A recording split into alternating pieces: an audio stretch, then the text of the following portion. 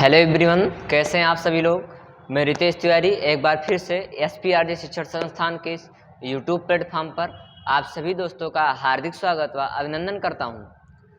दोस्तों, हमने पिछली लेक्चर में जो कि क्लास 10th की बायोलॉजी हमारा चल रहा है हमारे इसी चैनल पर, उसमें हमने क्लास 10th के फर्स्ट चैप्टर के फर्स्ट लेक्चर में जो चैप्टर है हाउ डू रिप्रोड्यूस इनऑर्गेनिज्म, जीव जनन कैसे करते हैं, तो हमने फर्स्ट लेक्चर में क्या पढ़ा था, जीव जनन होता कैसे है, जीव जनन होता क्या है, कितने प्रकार का होता है, लैंगिक जनन, अलैंगिक जनन। हमने लैंगिक जनन की जो 6-7 विधियाँ थी उनके बारे में पढ़े थे, कैसे लैंगिक जनन होता है, और फिर अलैंगिक जनन कैसे होता है, और फिर लैंगिक जनन हमने पढ़ना स्टार्ट किया था, जो कि हमने पढ़ा था पुष्पी पादपों में लैंगिक जनन कैसे होता है। पुष्पी पादप होते क्या हैं, पुष्प के भाग क्या क्या होते हैं, स्त्री केसर, पुंकेसर, नर जननांग, स्त्री जननांग, और फिर पढ़े थे एक लिंगी पुष्प, द्विलिंगी पुष्प, और आज हमें पढ़ना है कि पुष्पी पादपों में लैंगिक जनन होता कैसे है। तो एक बार देख लीजिएगा आवाज़ क्लियर है या नहीं। पिछली लेक्चर में थोड़ी चूक हुई जिसकी वजह से आवाज़ थोड़ी कम क्लियर थी, हालांकि वो आप एयरफोन के माध्यम से ही उस लेक्चर को आसानी तरीके से समझ सकते हैं। और मैं आपको दोबारा इस बात को बताना चाहूँगा कि जो आपके चैप्टर्स हैं ये चल रहे हैं, ये आपके क्लास 12th में बहुत ही विस्तृत रूप में दिए हुए हैं, इसलिए आप इनका बेसिक अध्ययन जरूर करें, जिसके कारण आपको आगे चल के किसी भी परेशानी का सामना ना करना पड़े। आप जैसे पढ़ेंगे अभी इसमें पुष्पी पादपों, जीवों में जनन हम पढ़ चुके, वो वहाँ पे अलग एक चैप्टर है। पुष्पी पादपों में लैंगिक जनन टॉपिक पढ़े, वो वहाँ पे अलग एक चैप्टर है। हमने आगे फिर क्या पढ़ेंगे, मतलब मानव में जनन तंत्र कैसे होता है, तो वो वहाँ पे अलग चैप्टर है। 3 चैप्टर हो गए आपके 3 पार्ट से। फिर इसमें भी पढ़ेंगे जनन स्वास्थ्य कैसे रोका जाता है, जनन की विधियों को कैसे रोका जाए, 4। यानी इसी एक पार्ट में जो आपके 4 पार्ट आते हैं छोटे छोटे टॉपिक के रूप में, उन्हीं चीज़ों का आपका क्लास 12th में अलग अलग लेसन के रूप में दिया हुआ, वो भी विस्तृत अध्ययन के रूप में दिया हुआ है। इसलिए आप बेसिक का अध्ययन जरूर करें, और ये आपके क्लास 10th के लिए बहुत ही उपयोगी है। और मैं बताना चाहूँगा एनसीईआरटी के अलावा मैं कुछ भी नहीं पढ़ाता, और जो भी चीज़ें हैं एनसीईआरटी से भी आप शुरू से अंत तक, चाहे जहाँ भी है, आप किसी भी कंपटीशन में भी जाइएगा तो एनसीईआरटी के अलावा कुछ भी नहीं पूछा जाता है। जो एक प्रकाशन की किताबें आती हैं, आप मोटी मोटी किताबें खरीद लेते हैं, अरिहंत प्रकाशन या राजीव प्रकाशन, कोई मोटी किताबें ना, आप एनसीईआरटी पढ़िए। हमारे सर मिस्टर राजवीर सिंह जो हमको पढ़ाए हैं, उनका कहना है, उन्होंने मुझसे ये बात कही थी कि 10 बुक को कई बार पढ़ोगे, मतलब 10 बुक अलग अलग पढ़ोगे तो वो समझ में नहीं आएगा, लेकिन एक बुक को आप 10 बार पढ़ेंगे तो पूरी कॉन्सेप्ट आपके दिमाग में बैठ जाएगी। तो इसीलिए आप एनसीईआरटी पढ़िए, और जो नोट्स आप इसी से नोट्स बना सकते हैं, जो कि मैं लिखाता हूँ, आप स्क्रीनशॉट ले लिया कीजिए, जिसके कारण आप इन्हें कॉपी में नोट किया कीजिए। और इससे बाहर मैं दावा करता हूँ क्वेश्चन नहीं पूछे जाएंगे, और सारे के सारे आपके एनसीईआरटी बेस हैं। तो शुरुआत करते हैं अपने इस चैनल पर दूसरे लेक्चर को, और मैं इसी लेक्चर में ही आपके इस पार्ट को ख़त्म कर देना चाहूँगा, ताकि ज़्यादा पार्ट में ना डिवाइड करके, जबकि आपका ये बेसिक रूप से दिया हुआ है तो बेसिक रूप से पढ़ाऊँगा। हालांकि थोड़ा डीपली जाऊँगा क्योंकि आपको समझ में अत्यधिक आ जाए, नहीं तो ऊपर ऊपर से बता के पढ़ा के फिर काम खत्म कर दे, समझ में ना आए, तो ये भी कुछ पढ़ाने से मतलब नहीं निकलेगा। और चलिए शुरू करते हैं एक बार फिर से, और देख लीजिएगा आवाज़ क्लियर है नहीं, बार बार उस बात को मैं रिपीट कर रहा हूँ, ठीक।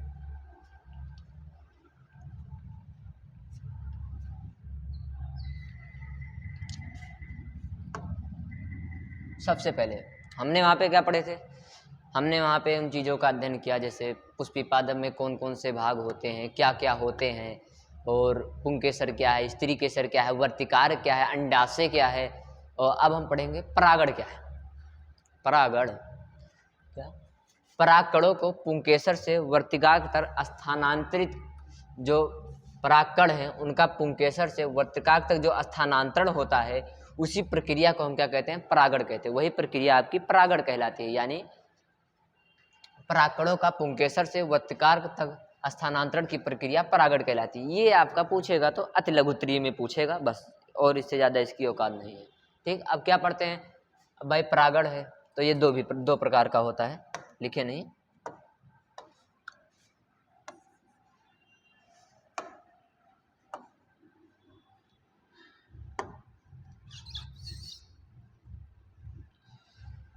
ये दो प्रकार का होता है, जिसमें आप प्रकार देख लीजिए, ये दो प्रकार के होते हैं।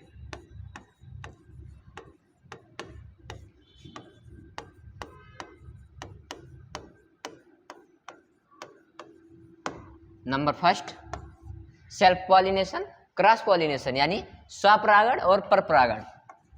स्वपरागण इसी को कहते हैं सेल्फ पॉलिनेशन। आगे हमने लिखा है, अभी स्लाइड जब आएगी आप देख लीजिएगा, उसमें इंग्लिश भी आप पढ़ते रहिए, क्योंकि आपको इंग्लिश मस्ट हो जाती है आगे चल के किसी भी चीज़ के लिए। तो आप इंग्लिश पे ज़्यादातर विशेष ध्यान दीजिए, ताकि मैं आपको बार बार बताता रहता हूँ कि आपको आगे किसी चीज़ की दिक्कत ना पड़े। तो स्वपरागण, परपरागण, एक बार फिर से रिपीट कर लीजिए। परागणों को पुंकेसर से वर्तिकाग्र तक स्थानांतरण की प्रक्रिया परागण कहलाती है। ये दो प्रकार के होते हैं, स्वपरागण और परपरागण, और हम अध्ययन करते हैं पहले परागण, स्वपरागण की। आप एक बार स्क्रीनशॉट ले लीजिएगा, देख लीजिएगा कैमरा सही, हाँ बीच में स्लाइड आ चुकी है, आप स्क्रीनशॉट ले सकते हैं और थोड़ा सा इधर कर दें, हाँ ठीक है, आप स्क्रीनशॉट ले लीजिए। हो गया, ठीक। अब पढ़ते हैं स्वपरागण और परपरागण। ये स्वपरागण, सेल्फ पॉलिनेशन क्या होता है, इसको हम आपको बताते हैं। एक बार आप देखिए, स्वपरागण होता क्या है। सेल्फ पॉलिनेशन,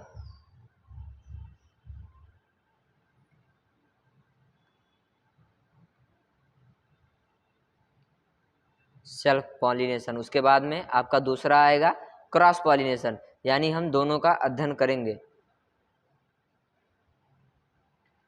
होता क्या है, जब किसी पुष्प का परागण हवा, पानी या किसी जंतु द्वारा किसी फूल के वर्तिकाल पर स्थानांतरित हो जाते हैं तो उसे क्या कहते हैं, स्वपरागण कहते हैं। यानी जब किसी पुष्प का परागण हवा, पानी या किसी जंतु द्वारा, भाई कोई भी हो सकता है, जैसे भंवरे होते हैं वो भी लेके जा सकते हैं परागण को, पुष्प से उसी फूल के वर्तिकाल पर स्थानांतरित हो जाता है तो उसे स्वपरागण कहते हैं। हालांकि भंवरे स्वपरागण में नहीं होते हैं।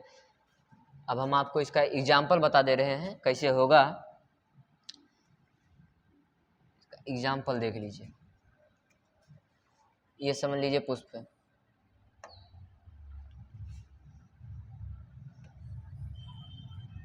ठीक, थोड़ा सही नहीं बना है, आप समझ लीजिए बस, और हमें आर्ट से लेना देना नहीं है, आप समझ लीजिए बस। हमारी कोशिश यही है कि आपके समझ में आ जाए, और कला पढ़ाने हम यहाँ पे नहीं आए हैं।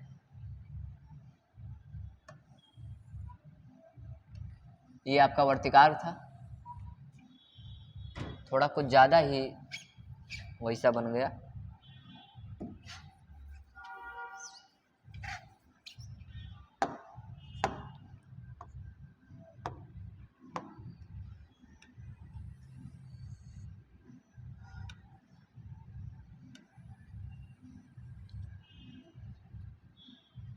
स्वपरागण कैसे होता है, तो आप इसी डायग्राम से भी आपके समझ में आ जाएगा कि स्वपरागण होता कैसे है। ये आपका वर्तिकाग्र था, यहाँ पे आपका अंडाशय था, ये अंडाशय था, अंडाशय,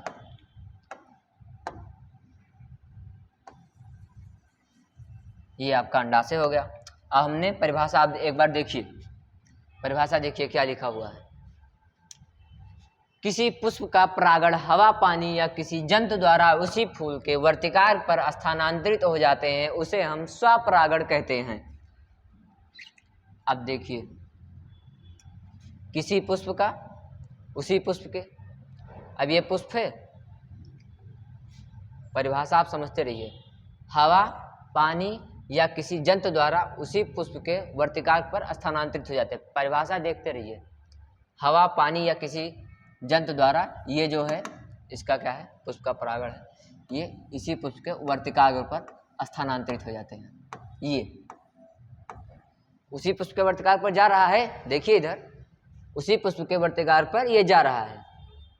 परिभाषा देखिए, जब किसी पुष्प का परागण हवा, पानी या किसी जंतु द्वारा उसी फूल के वर्तिकाग्र पर स्थानांतरित हो जाते हैं तो उसे हम क्या कहते हैं, स्वपरागण कहते हैं। यानी परागण जो है, ये जो परागण है, ये अपने ही पुष्प के वर्तिकाग्र पर किसी जंतु, हवा, पानी या किसी भी माध्यम से उसी पुष्प के वर्तिकाग्र पर स्थानांतरित हो रहा है तो इस प्रक्रिया को हम क्या कहते हैं, सेल्फ पॉलिनेशन कहते हैं, यानी स्वपरागण कहते हैं। ठीक, तो आपको ये डायग्राम और ये परिभाषा पूर्ण रूप से समझ आ चुका होगा, तो आप इसका भी स्क्रीनशॉट ले सकते हैं और उसके बाद में फिर हम आगे चलते हैं अपने दूसरे टॉपिक पर परागण पर। ठीक,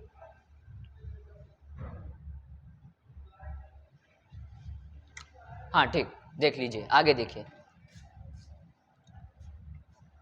पर परागण।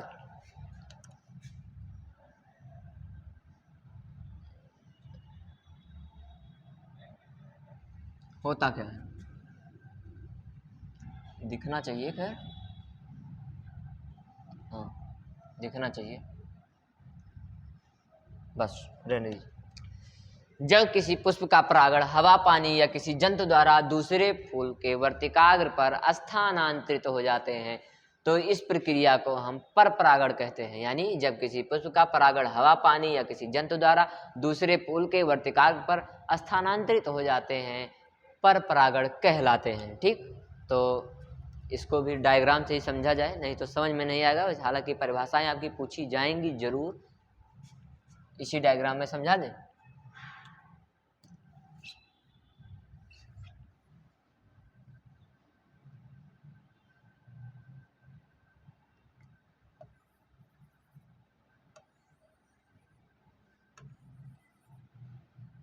ये आपके परागण हैं, ये है वर्तिकाग्र। ठीक, अब एक पुष्प और बनाना पड़ेगा, इसमें 2 पुष्पों की बात की गई है, तभी तो ये पर परागण होगा।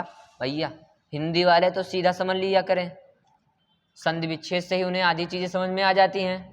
पर परागण भैया पराया, दूसरा, अपना नहीं, दूसरे हैं, समझ के रहिएगा। अपनों से बातें हो सकती हैं, दूसरों से नहीं।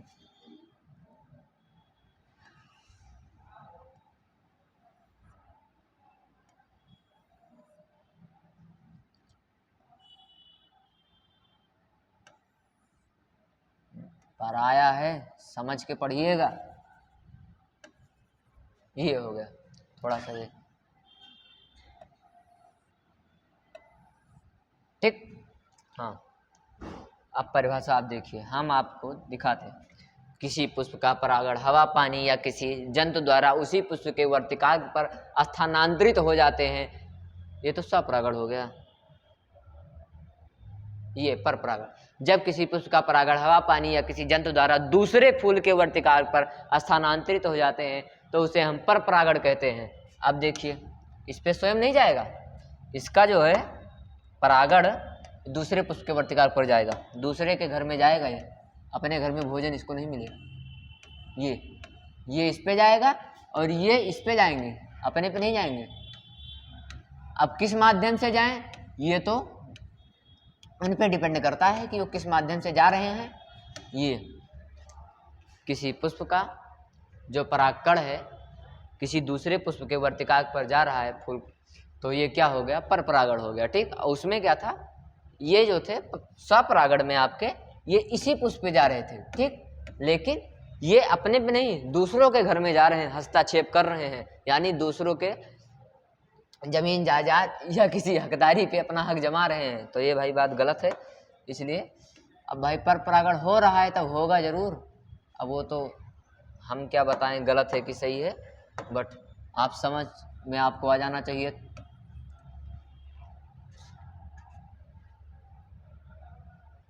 ये पर जब किसी पुष्प का परागण हवा, पानी या किसी जंतु द्वारा दूसरे फूल के वर्तिकाग्र पर स्थानांतरित हो जाते हैं, पर परागण कहलाते हैं। ठीक, आगे पढ़ते हैं, स्क्रीनशॉट ले लीजिए, आगे पढ़ते हैं।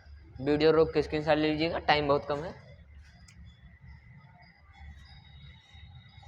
ये प्रक्रिया है, अभी आपको इसके बारे में हम बताते हैं, पहले आगे इसके थ्योरेटिकल पढ़ लीजिए।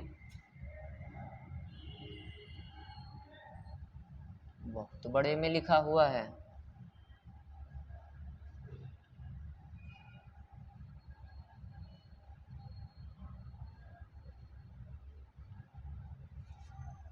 देखिए इसको।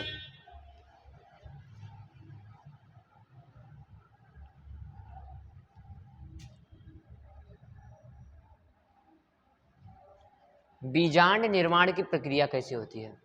परागकण से एक नलिका विकसित होती है जो वर्तिका से होते हुए बीजांड तक जाती है।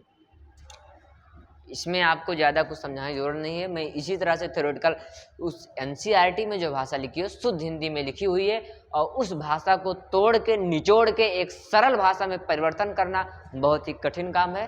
तो उस भाषा को मैंने एक सरल माध्यम में तोड़ के आपके लिए लिख के लाया हूँ। देखिए, परागकण से एक नलिका विकसित होती है जो वर्तिका से होते हुए बीजांड तक जाती है। ठीक, अंडाशय के अंदर नर व मादा युग्मक का निषेचन होता है। ये तो भाई जाहिर सी बात है, अंडाशय का या तो भाई वो अलैंगिक जनन होगा, लेकिन यहाँ पे क्या है, लैंगिक जनन हो रहा है, तो अंडाशय में दो युग्मकों का मिलना जरूरी हो जाएगा, जो कि नर युग्मक और मादा युग्मक। तो अंडाशय के अंदर ही नर तथा मादा युग्मक का निषेचन होता है तथा युग्मनज का निर्माण होता है। ठीक, जाइगोट का निर्माण होता है।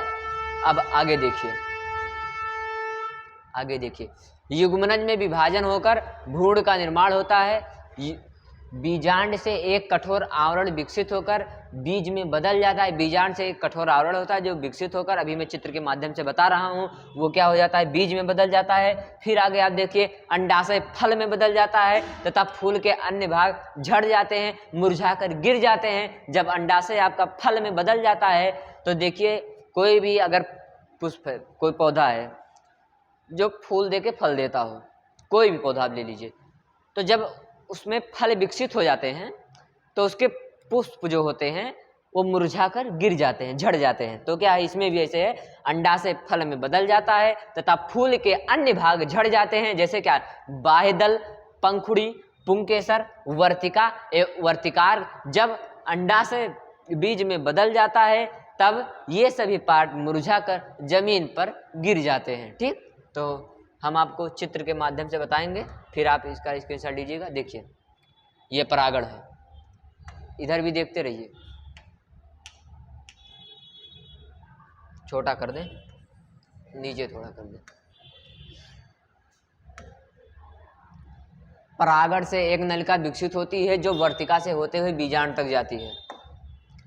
ये परागण है, ये नलिका निकली, ये कहाँ जा रही है, यहीं पे तो बीजांड है। ये वर्तिका है, ये आपका वर्तिकार गए, वर्तिका कहे चाहे वर्तिकार कहिए। ठीक, तो ये क्या है, वर्तिकाग से परागकण एक नलिका जो वर्तिकाग से विकसित होकर सीधे कहाँ जाती है, बीजांड तक जाती है। तो ये नलिका जा रही है कि नहीं जा रही है, जा रही है। ठीक, फिर दूसरा देखिए, ये क्या है सिस्टम, थोड़ा आगे पीछे लिख गया। अंडाशय के अंदर नर व मादा युग्मक का निषेचन होता है तथा युग्मनज का निर्माण होता है। ये तो जाहिर सी बात है या कॉमन सी बात है, आप समझ सकते हैं। ठीक, युग्मनज में विभाजन होकर भ्रूण का निर्माण होता है। बीजांड से एक आवरण विकसित होकर बीज में बदल जाता है। यही बीजांड है। ये जब विकसित होगा, भ्रूण जब विकसित होगा तो ये जो आवरण है ये बीज में बदल जाता है। जब भ्रूण विकसित होगा तो बीज में बदल जाता है, और फिर क्या होता है, आगे देखिए, अंडाशय फल में बदल जाता है तथा फूल के अन्य भाग झड़ जाते हैं। ये नर है, परागण नर है, नर युग्मक। ठीक, पराग नलिका है, ये पराग नलिका है भाई। परागण जिस नली से आए वही पराग नलिका, जाहिर सी बात है। तो ये पराग नलिका है, ये वर्तिकार्ग है। ठीक, तो परागकण की वह नलिका जो वर्तिकार्ग से होकर के बीजांड यानी मादा युग्मक में जाकर निषेचित होती है, उसी को क्या कहते हैं, नर युग्मक। इसी में है, इसी नलिका में क्या है, नर युग्मक है। ये नर युग्मक इसी नलिका में है। ठीक, जा करके यहाँ पे मादा युग्मक है, यहीं पे निषेचित होकर के बीजांड का निर्माण करता है। यही बीजांड अंडाशय आगे चल करके फल में बदल जाता है। तभी क्या होते हैं, जो पुष्प के अन्य भाग होते हैं, बाह्य दलपुंज, दलपुंज, पंखुड़ी, ये सब मुरझाकर जमीन पर गिर जाते हैं, और फिर आप फल आसानी से प्राप्त कर सकते हैं। ठीक, ये देखिए, अंडाशय फल में बदल जाता है, पुंकेसर, वर्तिका, वर्तिका, बाह्य दलपुंज, ये सब क्या होते हैं, मुरझाकर नीचे गिर जाते हैं। ठीक, तो आप इसका स्क्रीनशॉट ले लीजिएगा। हालांकि ये बहुत बड़ी स्लाइड हो चुकी है, तो आप इसका थोड़ा थोड़ा करके लीजिएगा स्क्रीनशॉट, यहीं तक लीजिए पहले। हाँ, यहाँ तक हो गया। ठीक, अब आगे का ले लीजिए।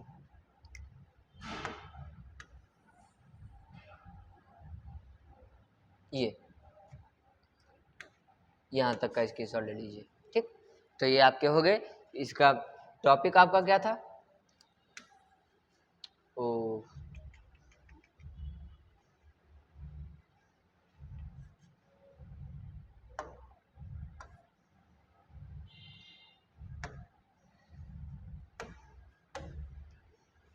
बीज का निर्माण की प्रक्रिया कैसे होती है, तो आप ये पढ़ चुके हैं बीज निर्माण की प्रक्रिया कैसे होती है।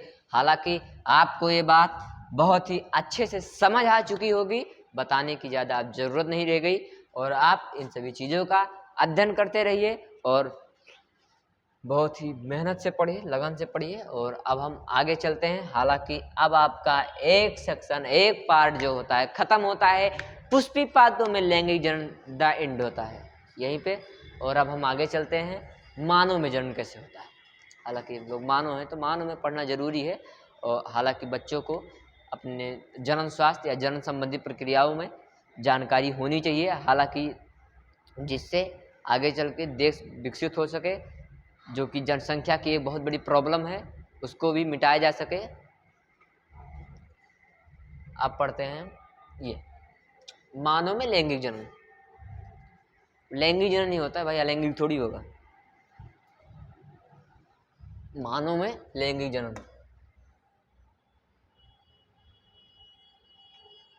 देखिए मानव में लैंगिक जनन 10 से 12 वर्ष की उम्र तक पहुंचते पहुंचते लड़के और लड़कियों में परिवर्तन हो जाते हैं। शरीर में अनेक शारीरिक घटनाएं जो कि परिवर्तित हो जाती हैं, तो यही इनकी जो क्या हो जाता है कि ये मतलब पूर्ण रूप से धीरे धीरे, हाँ धीरे धीरे आप गांव में क्या बोलते हैं, जवान हो रहे हैं यानी यंग हो रहे हैं, ठीक। तो इसमें क्या होता है, जब 10 से 12 वर्ष के लगभग आयु में वृद्धि होने लगती है, तो लंबाई और भारी है, तो जाहिर सी बात है भाई उम्र बढ़ेगा तो लंबाई और वजन आपका जरूर बढ़ेगा, ठीक। लड़के के चेहरे पर दाढ़ी मूछ आ जाती है, जैसे मेरे पे है, देख लीजिए। लड़कियों में स्तनों के आकार में वृद्धि हो, लंबाई भार में वृद्धि, लड़के के चेहरे पर दाढ़ी मूछ का आना, लड़कियों में स्तनों के आकार में वृद्धि के साथ साथ रजोधर्म आना प्रारंभ हो जाता है, जिसे आवर्त चक्र कहते हैं, ठीक। जननांगों में बाल आ जाते हैं जो कि, और लड़कों के स्वर में परिवर्तन यानी भारीपन आ जाता है। जैसे 10 साल से जो पहले बच्चा है, 7-8 साल का है, लड़का है लड़की है, अगर आप कमरे में बैठे हुए हैं या वो कमरे में आप बाहर हैं, वो पता ना चले कि आप किसका बच्चा है कि क्या है। अगर वो आवाज़ देता है तो आपको ये नहीं पता चलेगा कि लड़का बोला है कि लड़की। यही 10-12 साल के बाद में जब कोई आवाज़ निकालता है तो हाँ ये पता चल जाएगा कि लड़की ने बोला है कि लड़के ने बुलाया है, ठीक। तो यही चीज़ है, लड़कों के स्वर में परिवर्तन हो जाता है यानी कि भारीपन हो जाता है,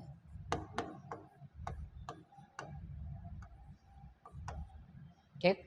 तो इसका भी स्क्रीनशॉट ले लीजिए, ये लीजिए, हो गया। फिर ये लीजिए, ठीक। आगे की स्लाइड।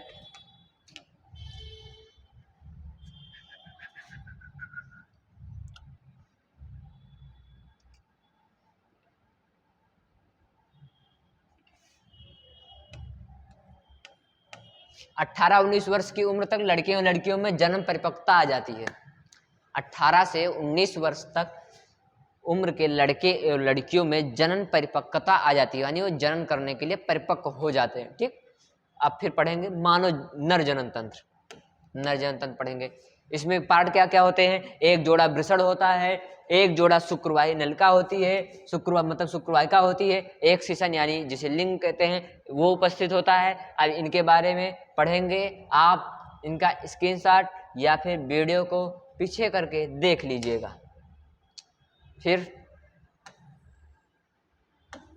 काफी लंबा हो गया, छोटा करना पड़ेगा। वृषण, जो हमने बताया नहीं था कि वृषण है,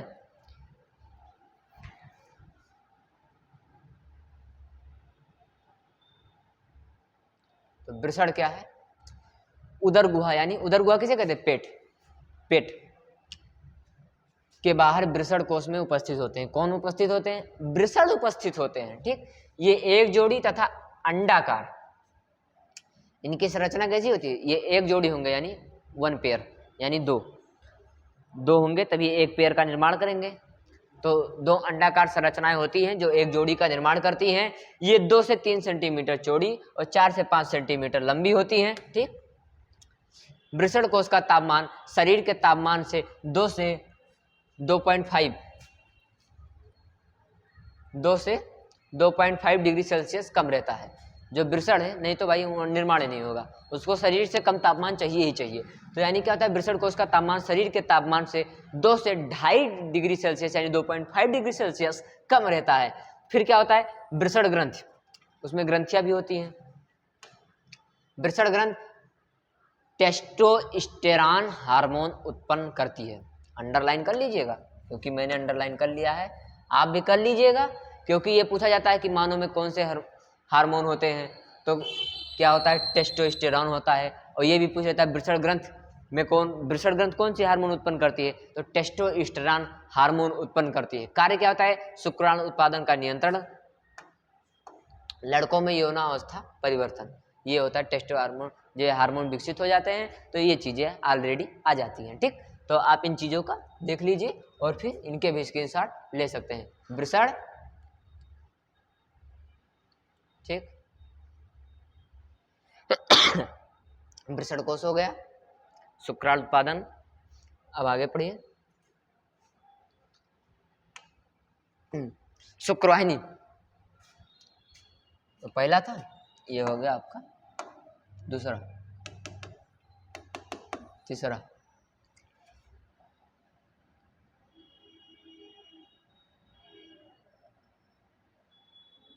दिखना चाहिए। खैर, शुक्रवाहिनी, ये शुक्राणुओं को वृषण से शिशन तक पहुंचाती है। शुक्राणुओं को वृषण से शिशन तक पहुंचाने का काम किसका है, शुक्रवाहिनी का है, शुक्रवाहिनी नलिकाओं का है। हालांकि फिगर आपके मतलब बुक में दिया हुआ है, मैं जिस तरह से पढ़ा दे रहा हूँ, आप फिगर देखेंगे आपको तुरंत समझ में आ जाएगा। अगर आप कोई परिभाषाएं देखेंगे समझ में आ जाएगा, फिगर बनाने की जरूरत नहीं है। हालांकि मेरे हाथ से इस बोर्ड पे अच्छे फिगर बनते भी नहीं है, तो मैं बना के शर्मिंदगी महसूस नहीं करूँगा। आप लोग जानते हैं, अच्छे बच्चे हैं। मूत्र मार्ग या मूत्र और वीर दोनों के बाहर जाने का मार्ग है, बाहरी आवरण के साथ, इसे शिशन कहते हैं। मूत्र मार्ग है, शिशन से ही मूत्र बाहर आते हैं। इसमें क्या होता है, वीर जो होते हैं शुक्राणु बनते हैं, फिर वीर का निर्माण होता है। वीर भी इसी मार्ग से बाहर आता है, तो और इसे शिशन कहते हैं।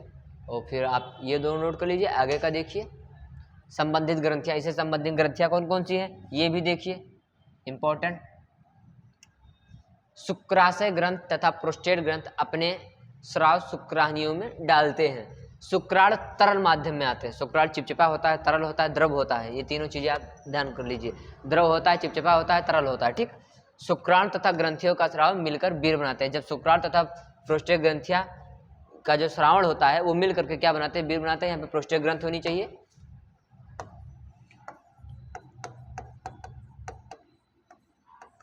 प्रोस्टेट। ठीक, आप ये भी नोट कर लीजिए। आगे तो फाइनली आपका जो नर जनन तंत्र था वो भी खत्म हो चुका है। यानी आपके कितने पार्ट खत्म हुए, जीव जनन कैसे करते हैं, उसी पार्ट में लेंगे जनन कैसे होता है, मानव का नर जनन तंत्र, और अब पढ़ेंगे मानव का मादा जनन तंत्र। थोड़ा सा आप भी आराम कर लीजिए, हम भी थोड़ा सा पानी पी लें, फिर उसके बाद में शुरू करते हैं।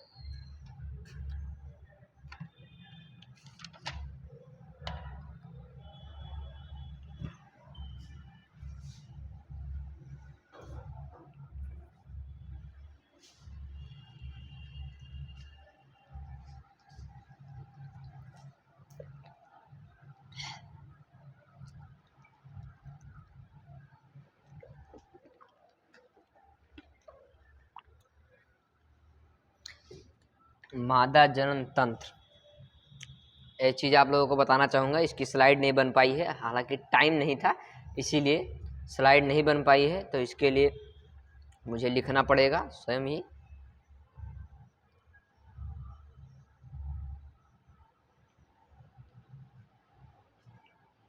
चाहे थोड़ा बहुत बना ले।